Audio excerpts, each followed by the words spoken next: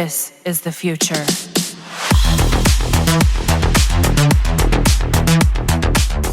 Hello everyone and welcome back to another Warframe. Our topic for today is one of the best weapons you must own, Warframe. Not only that this weapon is great in terms of killing high-level enemies, but it's also one of the greatest all-rounder weapons that you can use in the game. Not to mention that it also serves multiple purposes. The weapon just doesn't kill enemies, but it's one of the best armor stripping weapon in the game. Also, it's the best utility weapon when it comes to priming enemies. In case you don't know what is priming in Warframe, then this is the method of inflicting multiple statuses on enemies so you can increase your damage while using a condition overload melee setup or a galvanized status mod build. So what is the name of the weapon? It's the Rainbow Multi-Tool, better known as the Kuva Nukor. For 4 straight years now, Kuva Nukor has been the top secondary weapon in the game, but the most recent Warframe statistics show that the Latum is closing in and the Kuva Nukor only beats the Incarnate Ceremonial Pistol by 0.16% difference. That's very close, and there's a possibility that Latum will overtake the Kuva Nukor next year as the meta in Warframe. The Incarnate Pistol began to gain popularity because of its endgame capability wherein it can melt even level cap enemies. It then became mainstream since it's one of those weapons best used for Archon hunts and even the new Murmur content in the game right now, taking those new bosses or the new trash mob factions in higher levels. There are other competitors for the top secondary spot, but I don't think they'll be as close as the Incarnate Pistol. Just take for example Epitaph. You can see this secondary weapon at the 3rd spot back then as it's one of the best primer guns in the game, used to increase your condition overload damage.